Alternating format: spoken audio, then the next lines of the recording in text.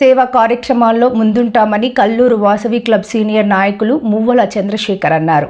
పులిచెర్ల మండలం కల్లూరులో ఆదివారం వాసవి క్లబ్ ఆధ్వర్యంలో చలివేంద్రం ఏర్పాటు చేశారు. ప్రజా సంక్షేమం కోసం వాసవి క్లబ్ నిరంతరం కృషి చేస్తున్నదని నాయకులు పేర్కొన్నారు.